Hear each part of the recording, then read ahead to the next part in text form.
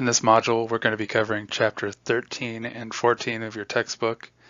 Chapter 13 goes over devices and printers. Chapter 14 goes over disk management. So we're going to start out by talking about devices and printers. This is again Chapter 13 of your textbook. So in Windows 10, there are two methods for managing devices. The first method is the Legacy Control Panel menu. And the second menu is the second method is the settings menu. So in this case, and I guess in the case of most computing terms, legacy refers to just the old style way of doing it.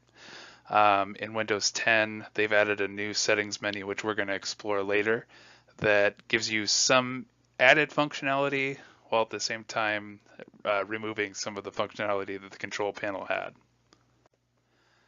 So the Legacy Control Panel is included with all versions of Windows, so probably Windows 95 all the way up to Windows 10. It's the most granular configuration, or it has the most granular configuration options, which means that there's just simply more that you can do with the Legacy Control Panel at this point in time.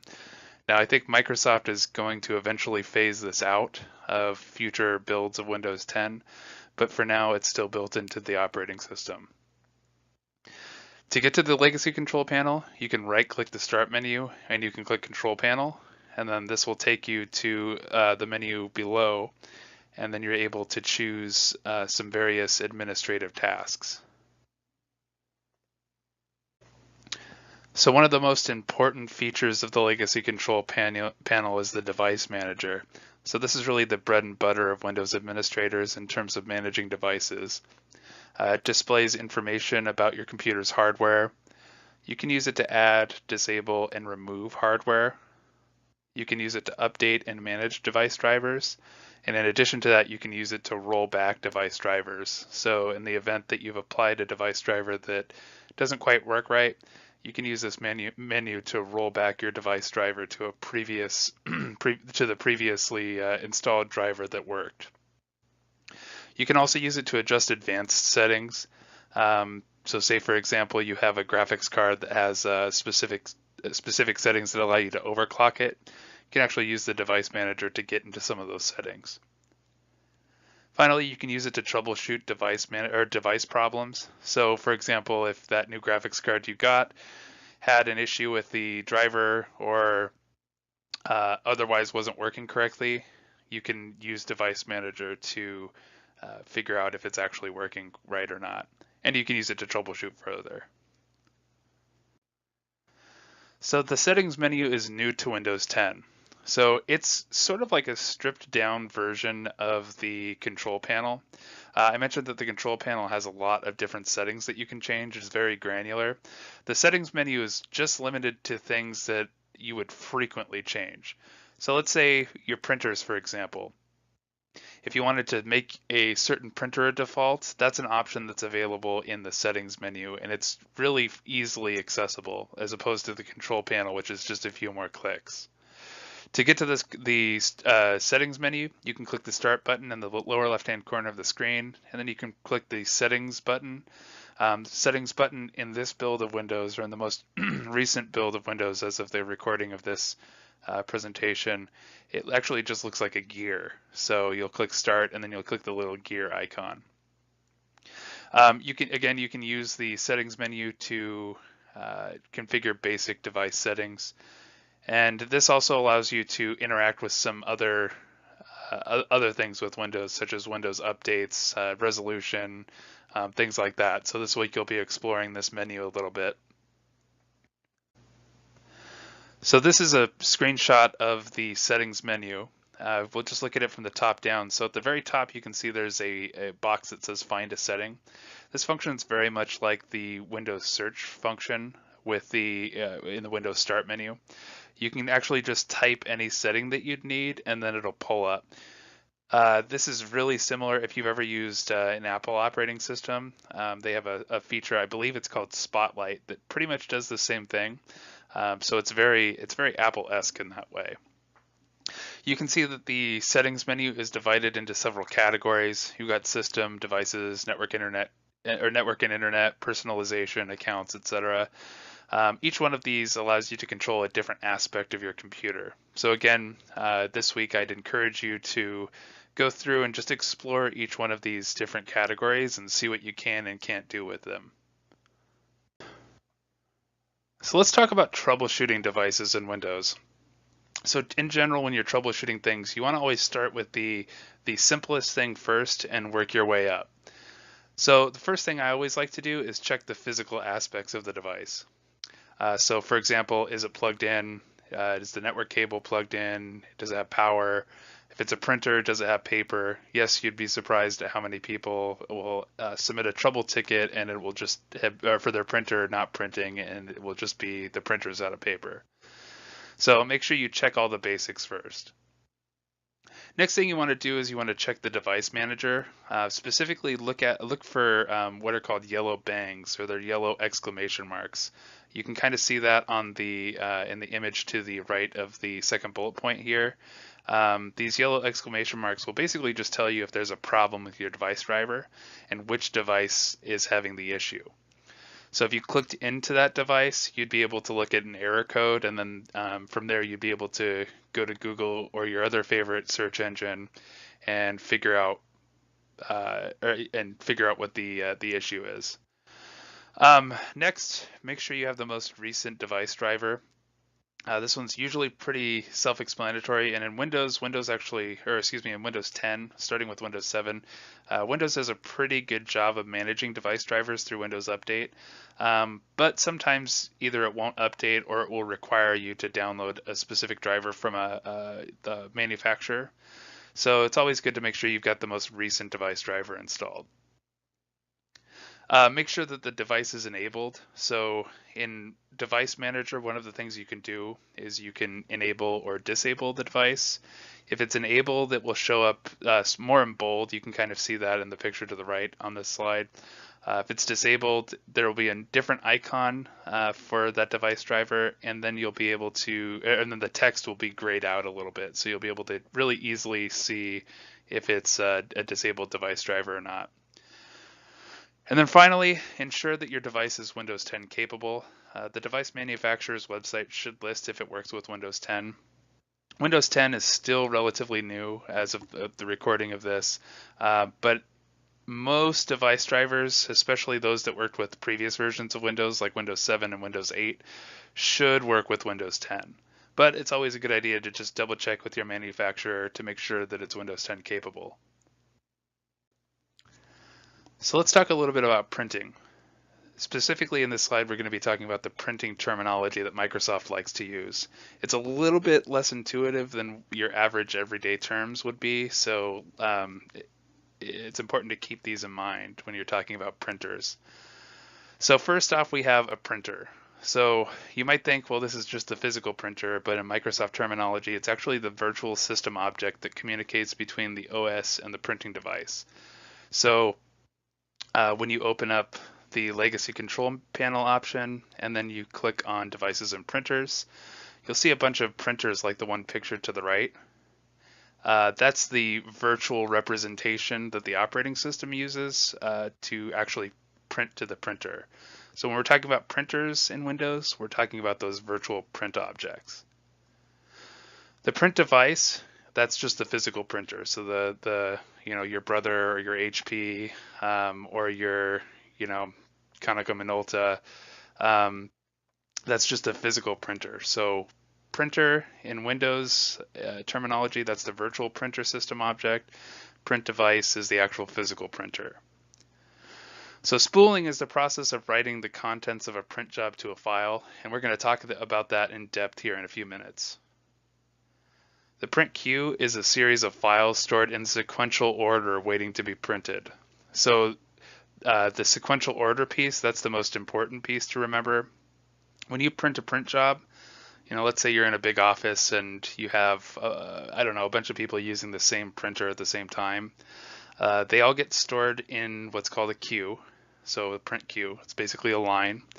And the first job that was printed is the first one that gets released. So if one of your jobs, if you ever get into a situation where you have a bunch of jobs in your print queue, but they're not printing, it's likely that one of those jobs was corrupted and is holding up the rest of the line. So that's always something good to check. A print server, and we're going to talk a lot about the difference between a client and a server in this class, but a server is basically a computer that just manages print devices, and then it shares those print devices with clients on a network. So this particular machine is solely responsible for providing print services to the rest of the computers on your network. That's basically what the difference between a server and a client are. A client is a device that consumes services, and a server is a device that produces services or provides services. So I mentioned in the previous slide that we're going to talk about the print spooler in a little bit more detail. So there are 4 subcomponents to the print spooler itself. The process is pretty simple, but I think it's worth noting what each step of the way is. So you've got 4 components. You've got the print router, which sends print requests to a server. So this would be if you have a client-server relationship and you're wanting to release a print job, you wanted to print a print job to a printer that's managed by the print server, the print router will actually contact that print server and start to initiate the printing process, or rather the spooling process. The print provider, it receives the print job and then it writes the contents of that print job to a spool file. So it's basically what's listening on the server or even on your computer for a print job, and then it's responsible for writing the contents of that print job to a file. So this will be a digital file still. The print processor works with the print driver to despool files during playback. So in other words, the print processor is responsible for interacting with the print job and the print driver. So in the print driver, for those of you that have ever messed around with printers before, the print driver has some settings in it that control how the print job will actually print. So say, for example, you wanted a color printer, or you wanted a color print, or you wanted to have, let's say you wanted to have your print job print on both sides. The print driver is what would allow you to control that. So the print processor basically works with the print spooler and the print driver to convert your files or to convert your digital files into an analog printed format that print out exactly how you'd like them. The print monitor controls flow of the information to the I/O port that the print device is connected to. So in this case, I/O means input output, and the input output port could be any number of different ports on your computer. So you have USB printers, you've got network printers. We're going to talk about this in a little bit. And then you've got, if you really are one of the unfortunate souls that has to deal with SCSI printers, you might have to look at that interface as well. But that's another type of input-output port that a print device could connect to. So the port monitor, just to sum up, controls the flow of information to the physical port.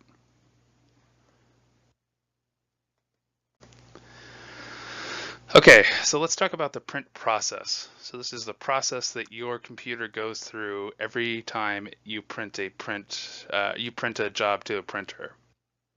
So the first step is the application calls the GDI, or the graphics device interface. From there, the print job is passed to the print spooler. So we talked a little bit about the print spooler and the various subcomponents in the last slide. So let's talk about how they all fit together. So the print router, that's the part of your computer that's responsible for actually contacting the print server, whether it's your local computer or an actual physical server somewhere. It contacts the server, and then it will pass the job to the print provider. So the print provider is the component on the server that is responsible for listening for those print jobs. So they basically communicate with each other. The print provider then writes the print job to the spool file, so it converts it from a digital format to an analog format. The print provider also will pull the print processor and then pass the job to the processors for the selected printer. So it looks for a certain driver. If there's any sort of modifiers for that print job, such as duplexing or color, or any number of the other different types of print features that you've got available to you. The print processor will combine those and apply that to your print job. So then the print processor unpacks the spool file and it passes the print job to the print monitor. And as you'll recall from the last slide, the print monitor is the function of the spooling process that's responsible for monitoring the input-output device. So a USB port, a network port, what have you. Then finally, step 3, the print device, so the physical printer, produces the printed output. So just to show you what the process looks like graphically, the user would initiate a print job in Word, Excel, PowerPoint, etc. The GDI will render the print job. The print job then gets sent to the spooler, which goes through those 4 different spooling steps, or subcomponents, so the print router, print provider, print processor, and print monitor. And then finally, the print job is released at the physical printer, or the print device, if we're sticking to our Microsoft terms. So let's talk about the 3 different ways we can set up printing in the Microsoft world. So the first is to print locally. So this will be taking your computer and plugging your printer into your computer with a USB cable. This is the most common. It's seen a lot in homes, even in small offices. The next option is to print to a network printer. So in this scenario, you've got your computer. Your computer will send a job to the printer, but it has to go over the network. So this would be using like a switch or a hub or an intermediate device here to print to the printer. Now this is really useful in an environment where you have a whole bunch of network computers. So maybe you have, I don't know, a small office of 20 computers, and you want everyone to be able to print at one big, beefy printer. You see these, big copiers in many offices, and if you've gone around PCC, you've probably seen some of these. But you can print straight from your PC to one of these network printers. The third and final option here is to print to a print server. So your computer first will contact the server over the switch, or excuse me, yeah, it will contact the server over the network. So it kind of makes this arc here. The print server will then render your job. It will apply any specific changes you want to make to that print job. So it goes through that whole spool and despool process that we talked about in previous slides. Then once it's done that, the print server will then release your job to the printer. So you might be asking why you would want to use a print server at all instead of just manually adding printers, network printers. So there's a few reasons why you'd add a print server to your environment. One has to do with performance. If you have a really, really big environment and a lot of people printing all the time, the onboard hardware that each one of these printers has doesn't always have the ability to keep up with a large number of print jobs. So you might set up a print server to handle the extra load. You'll also set up a print server for security reasons. If you want to have only certain users be able to print to the color printer, you can set them up. You can set up only specific users to be able to use that. If you want to restrict what users can and can't do on a printer, you can do that as well. The final reason that you'd want to set up a print server is control. So this kind of goes hand in hand with security. So I'll give you an example. One of my last jobs, we had a color printer, and everyone wanted to print to the color printer in full color. But these were medical records, and they didn't necessarily need color. So what we ended up doing was we gave everyone the ability to print to our nice new beefy printer, but when we set up their printer objects in Windows, we set the driver up in such a way that they could only print black and white, and they couldn't change that. Your book talks about the different security settings you can set up for each printer object in Windows. So you can use your book this week to figure out how to control things on that level. So just to recap, there are 3 printing methods. You've got print locally, print to a network printer, and print to a server. So there are some common configurations that you can set printers up with. As you go through this week and you look at the different printer options, a few of the things you're going to notice are noted below here. So let's talk about them. So printer priority is the ability to prioritize certain users' print jobs over certain other users' print jobs. So say, for example, you worked in a law firm and the partners of the law firm wanted their print jobs, no matter what, to release before anyone else's print jobs. Yes, that does happen from time to time. You could set up a printer priority to manage that. Now, when we're talking printer priority, you've got a number that you can set between 1 and 99. In this case, 1 is the lowest, 99 is the highest. Users with the highest print job or print priority will be able to print first, whereas users with the lowest print priority will print before users with higher print priority. So in our law firm example, you'd want to set your partners up to print to have a print priority of 99, whereas you'd want everyone else to have a print priority of 1. Printer schedule allows you to control when the printer is available. So let's say you wanted to have your printer running from between 9 and 5. You could set up a schedule so that print jobs submitted after that won't print.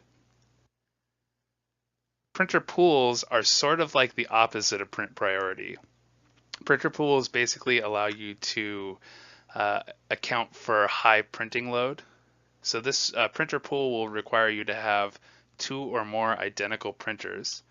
And when you set up the printer pool in Windows, the printer will only be seen as a single print object, a single printer. But you will actually be releasing your jobs at 2 or more physical printers. So let's say you worked in a graphic arts firm, or you worked for a graphic arts firm, and you wanted your printers to be going all the time, and you had people printing all the time to them. Well, you might set up a printer pool so that users' jobs will print in a reasonable amount of time, because Windows will release their print job at the next available printer.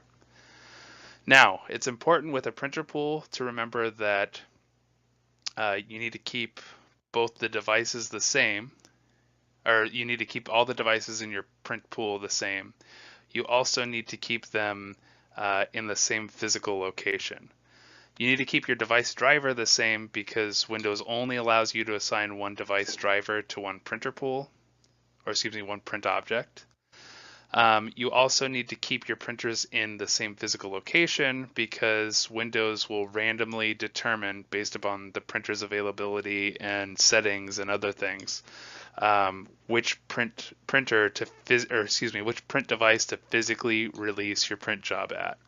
So if your printers in your printer pool are located all over the place, your user is going to have to run around to find out which printer the job actually printed at. So just make sure you keep those in the same location. So I mentioned in the last slide that you could set up some printer security.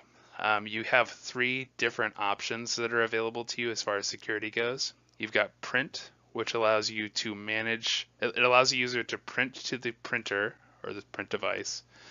And it allows them to manage only documents that they submit. So let's say you have a queue that has documents from 4 different users waiting to be printed, and I wanted to cancel another user's job. I wouldn't be able to do that without having, with just having print permissions. Manage documents, on the other hand, gives you the ability to not only manage your own documents, but it lets you manage other users' documents as well. So in that case, in that scenario I just laid out before, if I did want to remove another user's print job, if I had managed documents, I would be able to remove another user's print job from the print queue. Manage printers, allows you to manage the printer itself. So this doesn't necessarily allow you to print to it, but it does allow you to manage the settings on the printer. So say, for example, you wanted to set it up so that users could only print in black and white on your nice new color printer. You would give them, you would have to have managed printers to do that. Generally, administrators have all three of these permissions checked. It's really important to understand the distinction between the three of these. Again, print allows you to print and manage your own jobs. Manage documents allows you to manage documents that are in the print queue. And manage printers allows you to manage the printer settings itself. So let's talk about printer troubleshooting. So again, same thing with device troubleshooting. Printer troubleshooting is very similar. You want to check to make sure that the physical aspects of the printer are all working. You know, make sure the power is plugged in and the network's plugged in. Make sure it's got paper. Check for paper jams. And that looks a little odd there, but that should be a different bullet point. But ping the printer's IP address. That's when we talk about networking, that'll become a little bit more clear, but just make sure that it's visible on the network. Next, use a different application, a different user account, or a different computer to print to the same printer. That'll basically tell you if the problem has to do with the specific application or user account you're using or computer you're using.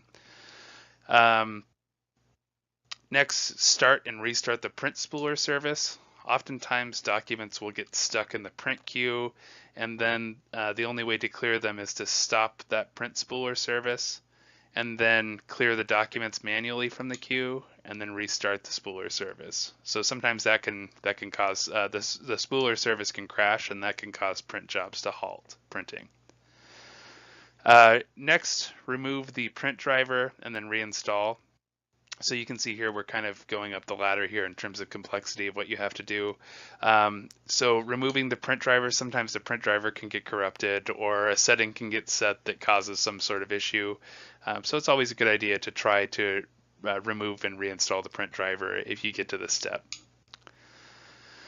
Sometimes you'll run into an issue where you can force a job to print on the print server, but clients connecting up to the print server to print can't print. So sometimes what you have to do is you have to remove and reshare the printer on the print server. We'll talk a little bit about how to do, or your book talks a little bit about how to set up a network printer. This is the same thing as setting up a shared printer. Next, you want to ensure that the computer running the print spooler has enough free disk space. That's a good lesson in general, just to check for disk space on your servers or your clients for that matter. Windows tends to not work very well when it doesn't have enough space, temporary space to write files to, so that can often cause issues. Finally, you can create a local printer and then redirect the port to the network printer. So this would be basically going through the process of creating the printer manually yourself. Okay, so let's talk a little bit about disk management. This is chapter 14 of your textbook. Okay, so let's talk about hard disk drives, or HDDs. So you're all probably familiar with these at this point. Hard disk drives, or hard drives, are what computers use to physically store data. So hard drives are kind of the more traditional way that computers store data. We'll talk about another method of storing data called an SSD here in just a few minutes. But the hard disk drive, basically the way that it works is it's a mechanical drive, so it has moving parts. And part of the mechanics of it are it has a disk that has a motor in it. And the motor, which is usually located in the middle, spins the disk. And it spins the disk so that a mechanized arm with a little electromagnet on the end can write data to the disk, so zeros and ones. And it usually writes data, and in fact it does write data, in what's called a track. Now a track is a concentric circle, so it's just a circle that goes around the disk. So the smallest unit of data on a hard disk is called a sector. So this would be like one of these little units here.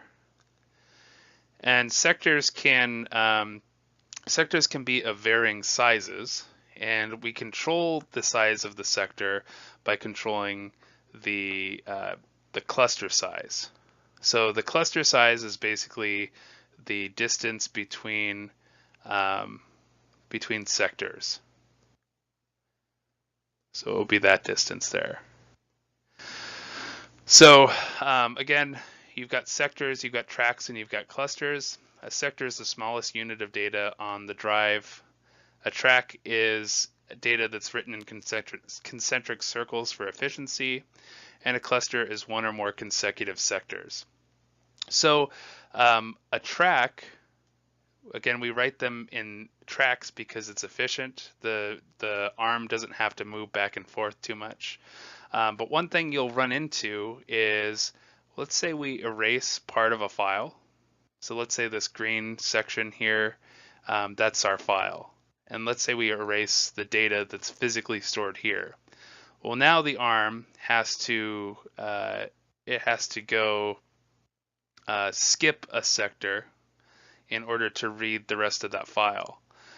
It would be much more efficient, though, to have this file moved over here so that when the disk turns and this little electromagnet reads the data, it only has to turn 3 clusters worth instead of 2, or excuse me, 2 clusters worth instead of 3. So basically what happens in this case is your hard drive will start to get it'll start to get fragmented over time. We call those fragments. And part of the defragmentation process, you probably all run that from at one point or another, is taking that data and it rearranges it on the disk in such a way that it's most efficient for the mechanics of the hard drive to read and write to the drive.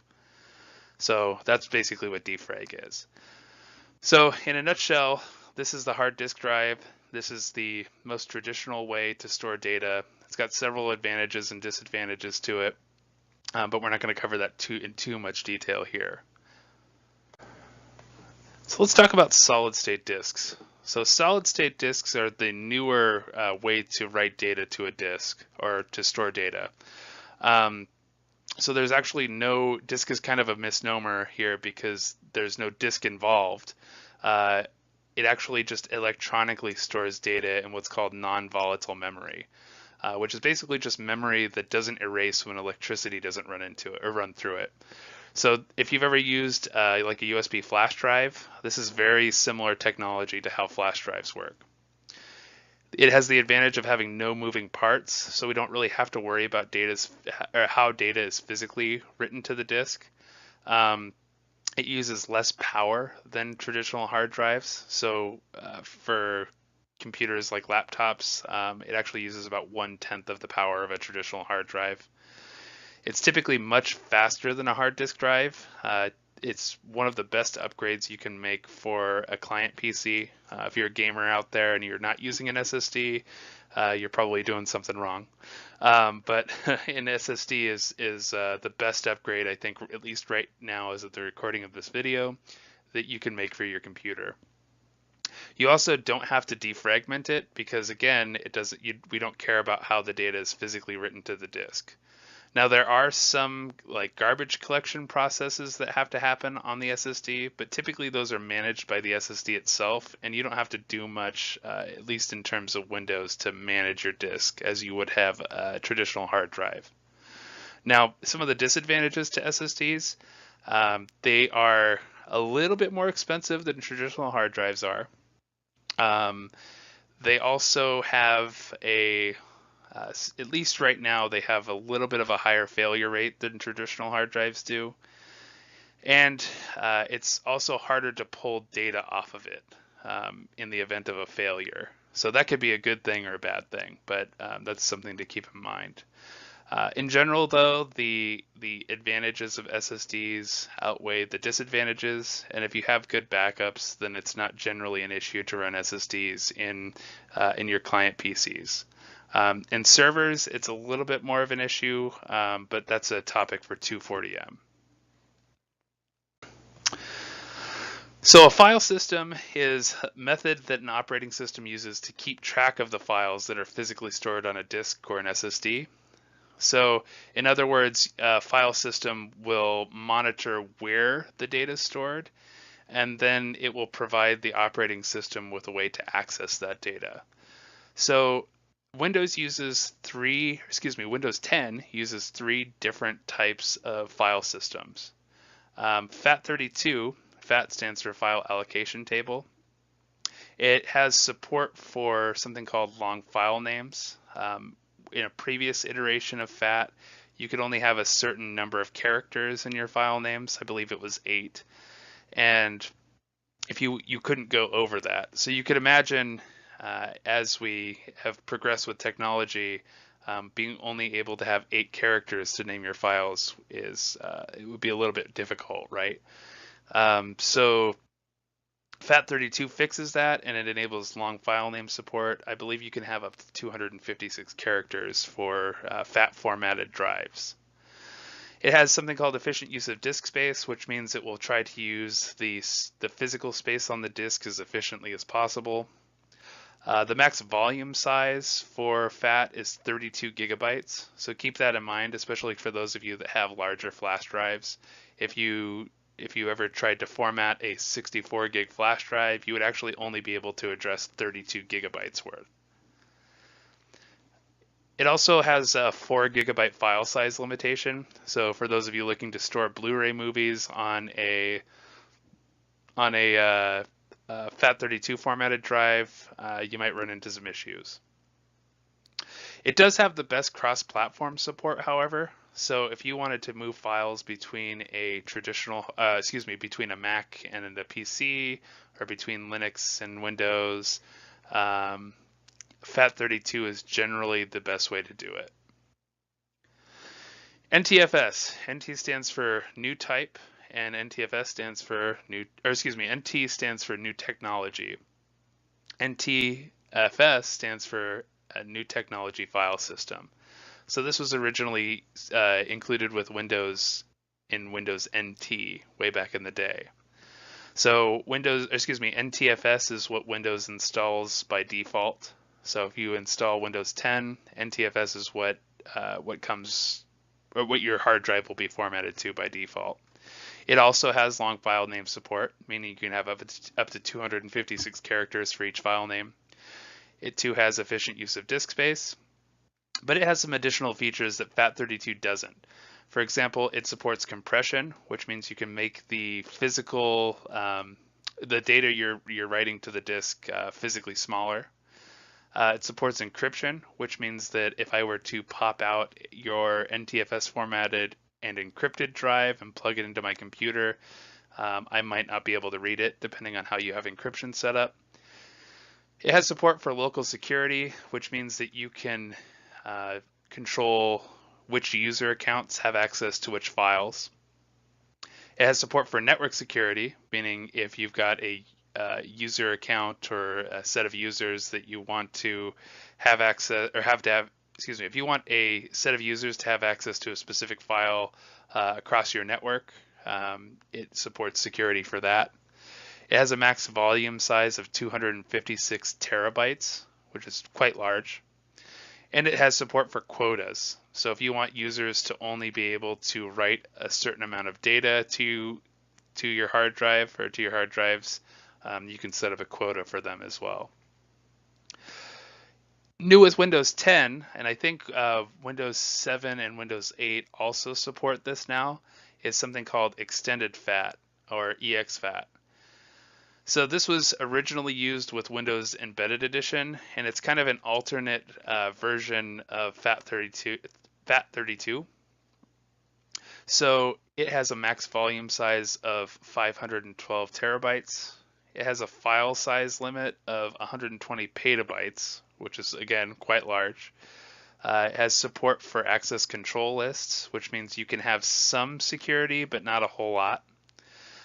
But it strips out a lot of the features that NTFS has, such as compression, quotas, and journaling, in favor of performance. So EXFAT is really good if you've got data that needs to be stored in a high performance type manner. but you don't necessarily want to have security or compression or encryption on it. So there are definitely some advantages and some disadvantages to each one of these types of file systems. So I think it's important to weigh which one you'd like to use in which specific scenario. In most Windows cases, though, especially if you're in a Windows network environment, you're going to be dealing with NTFS most often.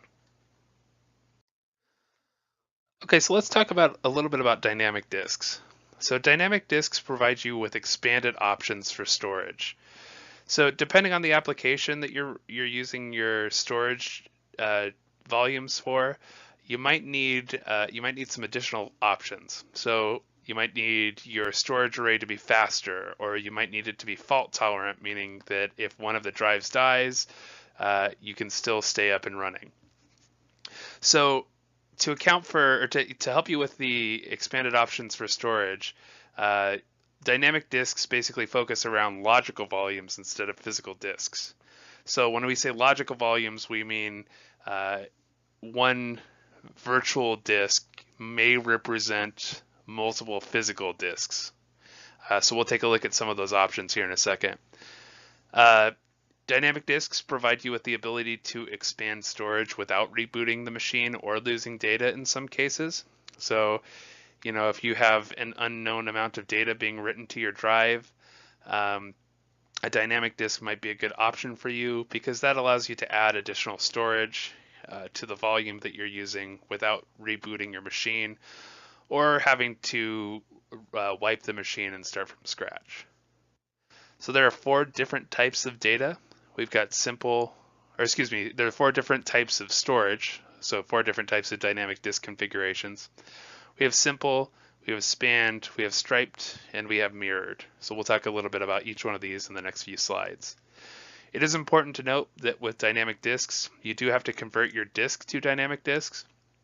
Once you do this, this option isn't necessarily destructive, but it's always a good idea to back up. But if you ever want to go back, that option is destructive. So make sure that if you're planning for dynamic disks, you understand that there's no going back without doing a backup and restore of your data.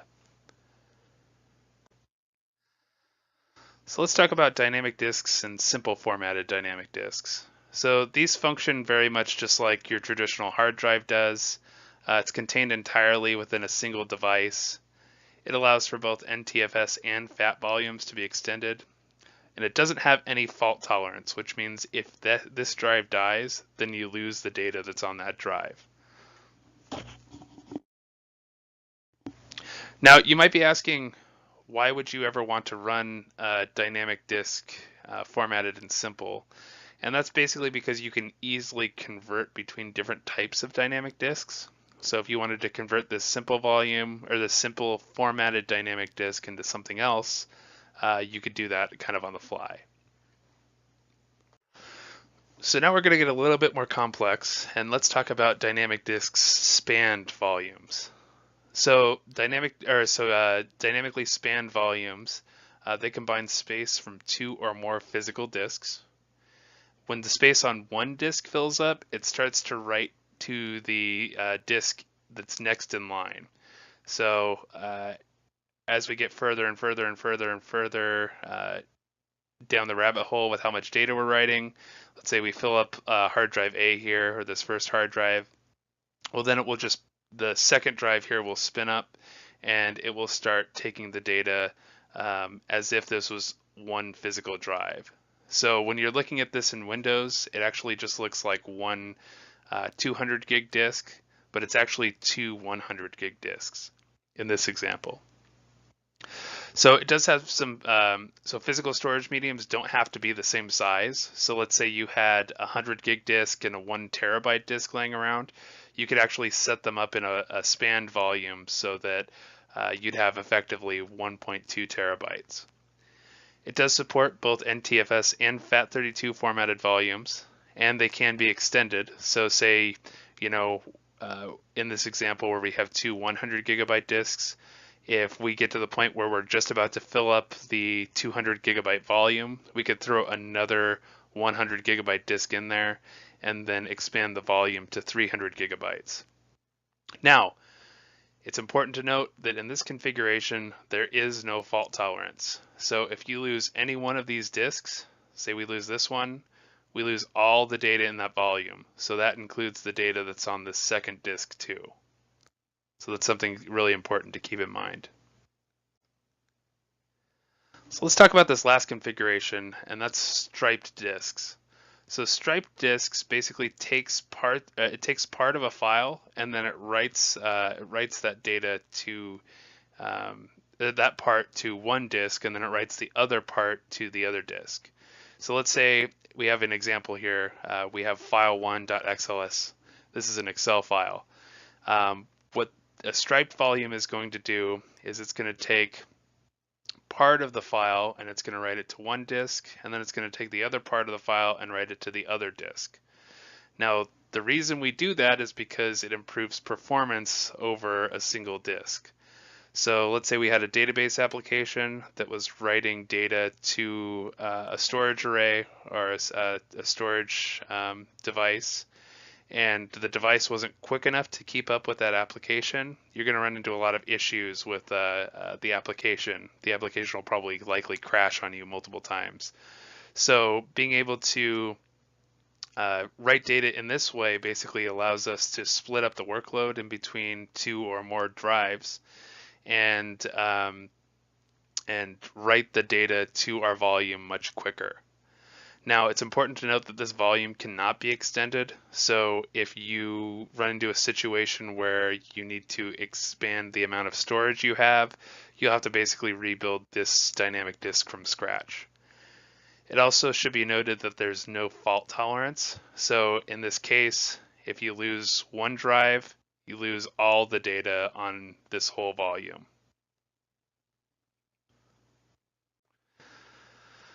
So let's talk about dynamic disks mirrored. So thus far, none of the configurations that we've talked about have had any fault tolerance. So mirrored bridges that gap and actually will give you some fault tolerance. So the way that this works is if you have a file and that file gets written to a mirrored volume, it gets added to all disks in the mirrored volume. So in this case, we've got two disks. That file will get written to both of those disks. Each disk needs to be equal in size. So let's say you have, let's say you want to store 100 gigabytes worth of data. You need two identical 100 gig disks to make this work. These cannot be extended. So once you've created your dynamic disk mirrored array, you can't extend it, but it is fault tolerant. And that's really important in the business world because for each minute that your server or your client is down, they lose money or your business loses money. So being able to have a fault tolerant volume basically allows you to continue having your server operate without going down, even though you may have lost a disk. Okay, so let's talk about partitioning schemes. So partitioning is the process of logically dividing a volume or a disk into separate parts. So you might have seen this on a OEM machine. So when you purchase from HP or Dell, you might have seen a separate drive set up for recovery that you could use to restore to factory settings in the event that Windows became unusable. So those aren't physically separated, those aren't physically different drives. That's actually all stored on the same physical hard disk drive or SSD. It's just partitioned off. So Windows has two partitioning schemes. So let's talk about MBR first. So MBR is the master boot record partitioning scheme.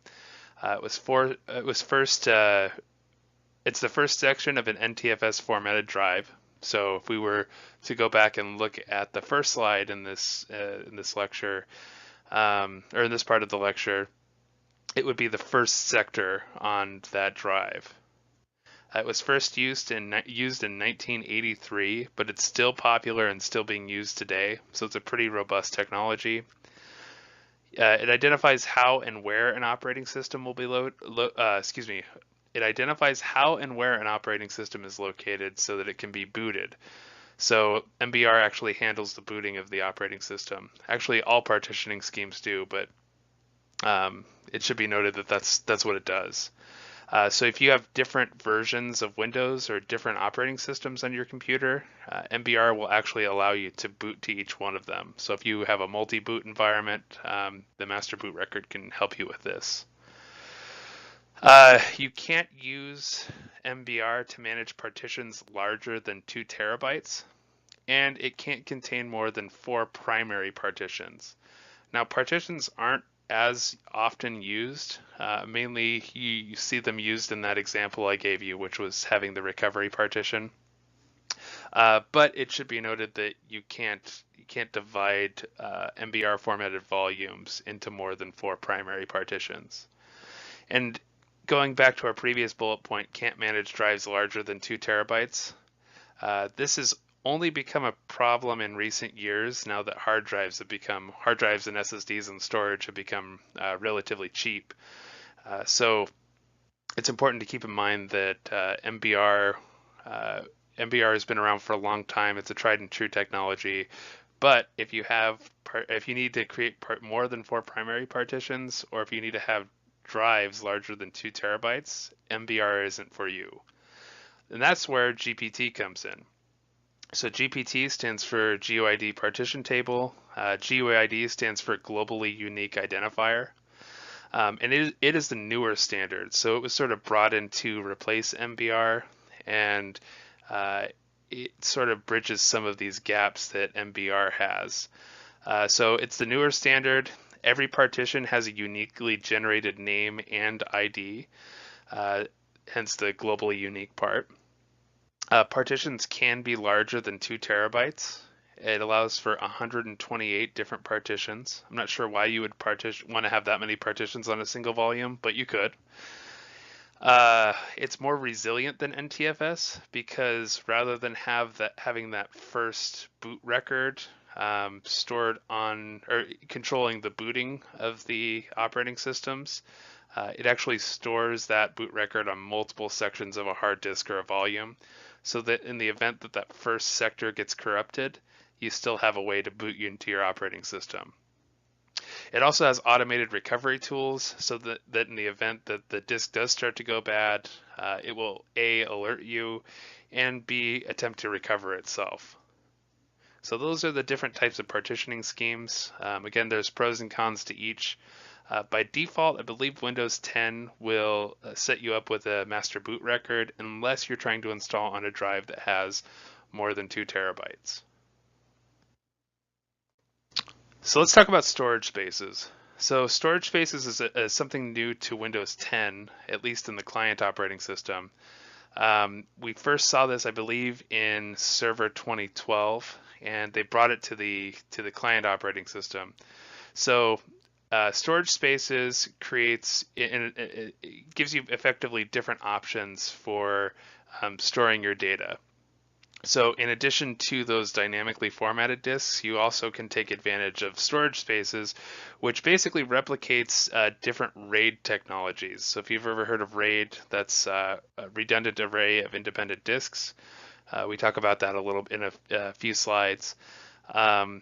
Windows storage spaces effectively replicates that. So this will be like software RAID. So it's you don't need a hardware-based RAID controller for this. It's all done by the operating system. So storage spaces makes use of something called storage pools, which is a collection of physical storage devices.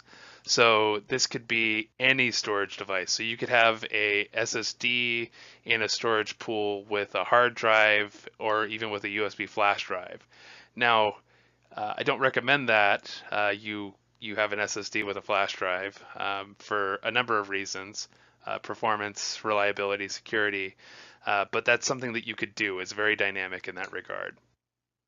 Storage spaces also makes use of something called storage spaces, which is virtual volumes that are created from those storage pools. So again, this is a software-based RAID.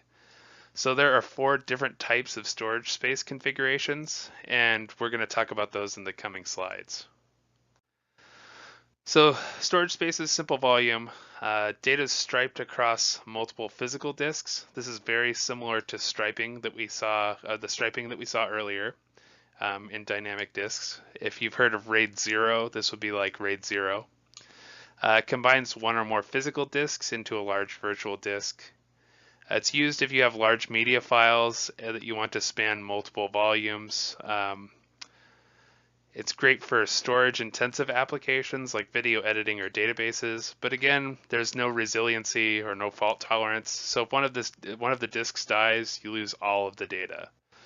So just as an example, we have a file down here. When the file gets written to the disks, it writes the first part of the file here, and then it will write the second part of the file to disk 1 here. Okay, so let's talk about two-way mirrors.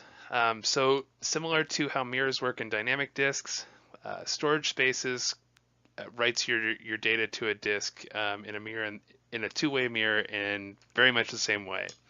So what happens is it will write 2 copies of your data to the storage pool. So in the example below, we've got 2 disks in our pool. File A will get written to both disk 0 and disk 1. So that means that you can lose up to 1 physical disk without data loss.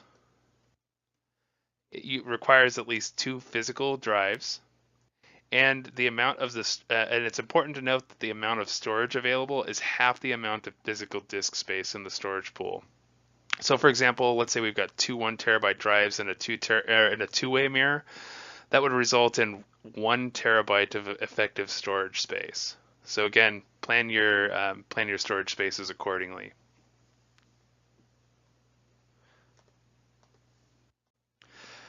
So storage spaces also gives you the option of something called a 3-way mirror, which will write 3 copies of your data to the storage pool. So you can lose up to 2 physical disks without the risk of data loss. Again, 3 physical disks are required. The amount of storage available in the pool is 1/3 the amount of physical space that the storage pool has. So say for example, we have 3 1 terabyte hard drives in a, I should say 3, in a 3-way mirror. Let's fix that. In a 3-way mirror, the result is 1 terabyte of available storage. And that's again because we are triplicating the amount of space that we're needing for each file. So storage spaces plus parity is probably the most robust way to store your data with storage spaces. It's very similar to RAID 5 in that it will stripe the data across physical disks and it will maintain parity information. So this is kind of like combining mirroring and striping. It protects your data in a more efficiently than mirror, which means it doesn't require nearly as much data or as much drive space. 3 physical disks are required or more. And in this configuration, you can lose up to 1 drive and the storage space will continue to function. So let's see how this works. So we have 3 disks, disk 0, disk 1, and disk 2.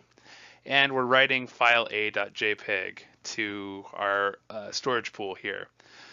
So what's going to happen is it's going to write part B to disk 0. It's going to write part A of the file to disk 1. And then it's going to write both part A and part B of the file to disk 2. So let's look at this example where we lose disk 1. So disk 1 takes a dive, and we have disk 0 and disk 2 still available and running.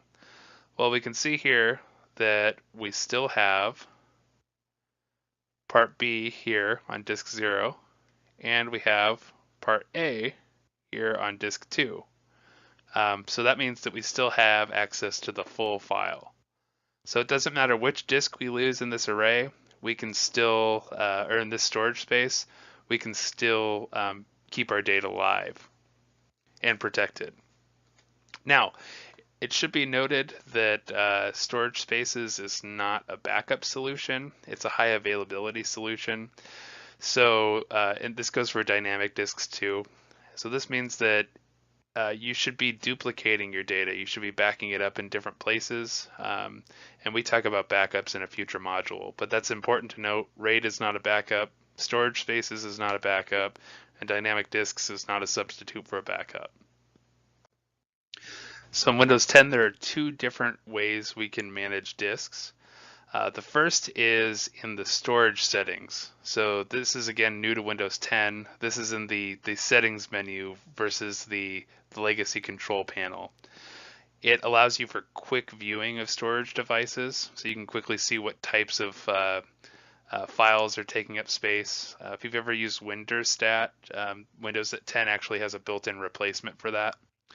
You can also set default storage locations based upon file type, which is a pretty cool new setting. So say you do a lot of video editing, and you want to save your video automatically to a certain storage location, you can do that with the storage settings. Now, it is a lot more limited than disk management, which we'll talk about here in a few seconds. But if you're just looking to gather some basic information about your computer's storage devices, storage settings is a great place to go. You can get there by going to the Start menu, launching the Settings menu, and then you can search for the storage settings. Disk management, on the other hand, that's the legacy utility for managing disks. I think it's going to be around for a while because it's frankly very powerful. It's the administrative utility for managing disks. You can use it to view disk and volume properties and status information. You can use it to add and remove and modify disk configurations. You can use it to change drive letters and paths. You can create, remove, and change partitions and volumes. And then you can use it to upgrade a basic disk to a dynamic disk. Now, there is actually a separate menu for storage spaces. So that's a separate control panel option, which we're not going to cover in this lecture because it's outside of the scope of client operating systems. But just keep that in mind. But disk management is your go-to for managing the storage devices on your computer. So there are several command line tools that come with Windows. This is also included in not just Windows 10, but it's included in almost all versions of Windows, at least up to XP. So there are three ones pertaining to disk that I think are very important. We've got the convert utility, we've got check disk, and then we've got defrag. So convert, the purpose of the convert command is to convert FAT32 formatted volumes to NTFS. So let's say you've got a flash drive that you want to convert to NTFS. You can use convert to convert it. Now, it doesn't go the other way around. It's only used to convert FAT32 to NTFS. You can't use it to convert NTFS to FAT32. So that's something to keep in mind. The syntax of the command is you type convert, you type the volume name, so C or D, and then you can type your command line arguments. One of the arguments that's required is the /fs:/NTFS argument, and that converts it to NTFS. So there's an example below. Check disk. So the purpose of this utility is to check the disk for logical and physical errors. This is really good to run on a hard drive that you suspect maybe has bad sectors or is slowly dying. So check disk, the syntax of the command is chkdsk. Then you type the volume, and then you type the arguments. So in the example below, we are checking the disk for, we're checking the C disk for errors, the C drive for errors, and we're using the /f command, which will force the check disk to run. Defrag, we mentioned this in a past slide. The purpose of this is to consolidate files on the hard disk so that they're more efficiently readable and writable. You can go back to the first part of this chapter or of this lecture, and you can look at the You can look at the diagram I have there for defragging hard disks, or excuse me, for what a hard disk looks like in terms of how it actually writes data to a disk. But the purpose of this is to consolidate those sectors into tracks that are right next to each other, or into sectors that are right next to each other. So the syntax of the command is defrag space and then the volume and then space any arguments you have. The example I'm using below is a little bit more tricky. So we do defrag space C, so we're defragging the C volume. We do the command line argument /A, which will give us an analysis report. So it doesn't actually defrag our hard drive, it's just going to tell us how fragmented it is. /V will give us a verbose output, which means it's going to give us a little bit more information than it would have otherwise if we ran it without. And then you can see we've got this little caret here. So this caret is basically saying redirect the output of that command to a text file. So in this case, the text file is located in the C drive, and it's called report.txt or txt. So this is really useful if you want to capture the output of your commands to a text file so that you can review them later. This is particularly useful in your lab this week. This is what we have you do. This is what I have you do in your lab this week. You're going to run this command and then you're going to attach this report text file to your lab. So this is a good command, I think, to run, and then this caret output command, so outputting to a text file, you could actually use that for more than just the defrag command. You can output any of the text that would have gone to your screen to a text file instead. So you could do that for convert. You could also do that for check disk. So now that we've learned a little bit about disks, let's talk about how to troubleshoot them. So first off, again, start with the basics. Make sure that your internal cables are plugged in. Make sure that you've got power and data. I actually had a computer when back in my youth. I had a computer go down for about a month, and I couldn't figure out what the problem was. And it turned out that I had just forgotten to plug the SATA cable in. So I went through a month of no computer. All because I didn't follow this first step here. So always start with the basics, make sure things are plugged in and powered. Check the disk fragmentation percentage. You do this in your lab this week. Usually it should be between 0 and 3%. If it's any higher than that, it's a good idea to defrag your hard drive. Now, I will mention, if you have a solid state disk, do not defragment it. The defrag process in Windows is usually pretty good about stopping you from doing this if you have an SSD. But if you do end up defragging it, you're going to degrade the memory cells on your solid state drive, and you're going to reduce the lifespan of your drive. So just make sure you don't run defrag on an SSD. Now the lab for this module has you run the defrag analysis command. This will not actually defrag your drive. It's just going to give you a report. You can, so getting back to troubleshooting disks, you can check the disk for status messages. So in disk management, one of the things that you can do is you can look at the hard disk for specific error messages. Usually if it says anything other than healthy, that's something to investigate. So make sure that you're checking disk management for issues. You also want to make sure that your drivers are up to date. Again, this is true for any device that you have in your computer, but it's also true for hard drives. Hard drive drivers generally aren't super complex, but I think it's important to make sure they're up to date nonetheless.